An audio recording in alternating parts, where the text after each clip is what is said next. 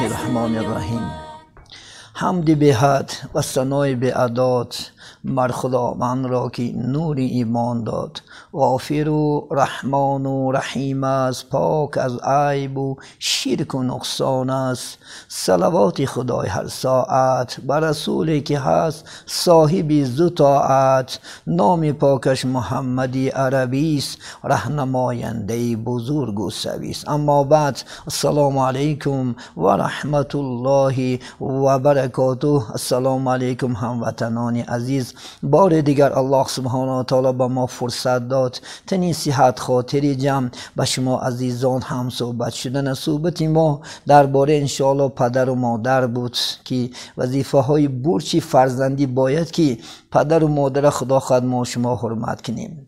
الله سبحانه و تعالی در سوره اسراء آیت 23 و 24 به ما شما امر میکند که خداوند میفرماید که میگوید که ما امر کردیم انسان فقط من عبادت کنند و بعد از من به پدر و مادر نیکویی کنند.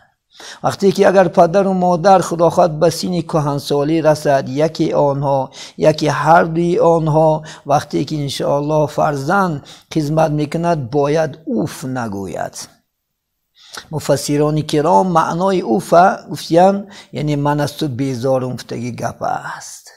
یعنی وقتی که ما خردسال بودیم، یعنی ما در دامنی پدر مادر خدا خواهد در سری ارقنی پدر در دیگر جایها گلیم و دیگر جاها تارن میشکستیم، پدرام و مادرام و انشاءالله بینی جنج نمی کردن، اوف نمی گفتن، با آبک گرم میکردن، با یک مشفقی با یک خدا خواهد سخنهای نرم ما شما را نوازش کردن، میشفتن، تازه میکردن. کنی شاعر میگه چون کارت با کودک افتاد، با زبانی کودکی باید لب کشاد. خیلی که ما فرزندکا داریم با زبانی کودکیشان با لفظی کودکی با او صحبت میکنیم، پدرها همچون میگه صحبت میکردن. وقتی که پدر و مادر میگه بسین کهنسالی رسید، وقتی که این حاجت و قضا رفتن که نتونیست، وقتی که تازه میکنی شما بینی جنج نکنین، یعنی آهی سر نکشین. انشاءالله خدا خواهد چنانه که ویها بینی جنج نمی کردن آهی سر نمی کشیدن در کودکی. خدا در دوام آیت میگه ولا تنهرهما، یعنی پدر مادرت نه باگ نزن. من ما شما طرف عروسام و طرف زنهام خدا خواهد زنک جان مرومود فلان پیستان گپای خوب میزنی، وقتی که با پدر و مادر معامله میکنی باگ میزنی. ما شما حق نداریم. ولا تنهرهما و قل لهما قولا لینا. خدا گفت با پدر و مادر سخنی ملایم گفت.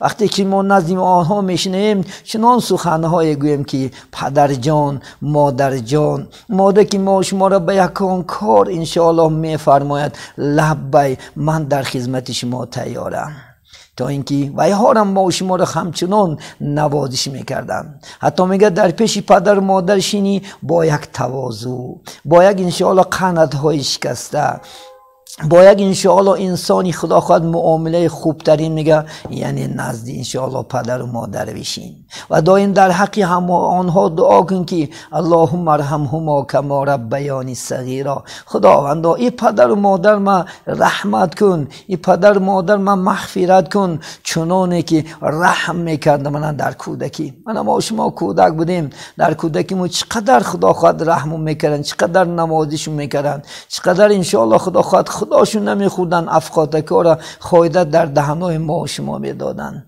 هرگز از خونیکه ها هر روز گرمی ها ما شما را نگه میداشتن، همیشه دائم خدا خواهد در سری ما شما پروانه بودن. وقتی که میگد کلان سال شوند خدا خواهد ما شما هم همچنان انشاءالله رحمناک باشیم، همچنان آنها را خدا خواهد خدمتشون بجا بیاریم، شاید الله راضی شود، دعای آنها را گیریم، سعادت دو دنیا نمیرسیم.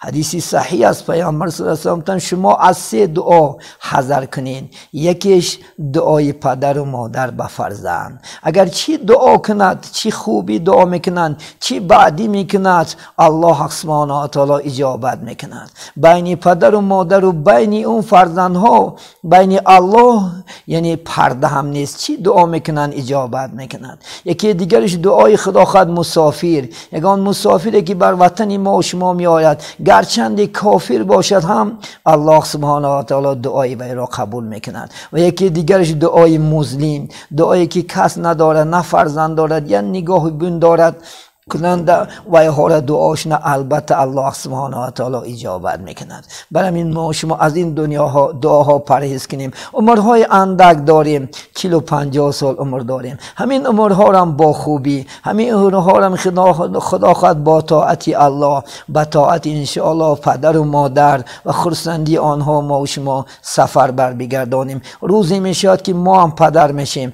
روزی میشود ما هم مادر میشیم. این چه معامله هایی که کردیم البته خدا خواهد انشاءالله مکافات چه میگیریم. گفتی حضرت مولوی زی مکافات عمل غافل مشو، گندم زی گندم روید و جو زی جو. چونین میگوید پیری معنوی، هر چی کاری همان بی‌دروی. هر چی کاری که میکاریم همان چیز میداریم. هر چی که معامله خدا خواهد با پدر مادر میکنیم انشاءالله از فرزندکا روزی میگیریم. شاعر میگد این جهان کوه است، فعلی ما ندا، باز می آید سوی ما عکسی صدا.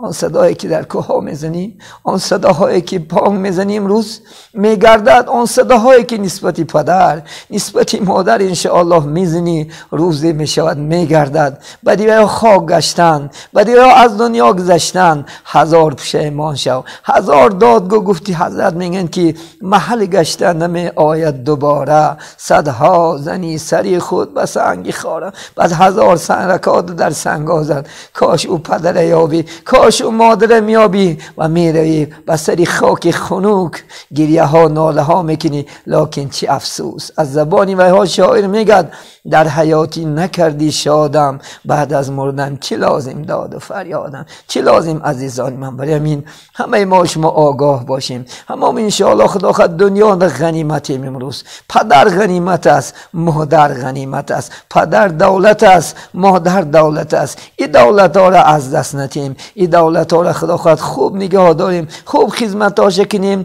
انشاءالله الله سبحانه و تعالی سعادت دو دنیا ما شما را سزاوند میگرداند. در همین جا صحبت را با پایان میرسانیم. الله سبحانه و تعالی فرصت یا تنیسی حل در صحبت های آینده با خدا خواهد در حق پدر و مادر بیشتر به شما عزیزان هم صحبت میشیم. همیشه الله نگهبانی ما و شما باشد. همیشه خداوند خدمت کردنی پدر و مادر به ما و شما توفیق و موافقت بگرداند. بسم الله الرحمن الرحیم و آخر دعوانا ان الحمد لله رب العالمین. السلام علیکم و رحمت الله و برکاته.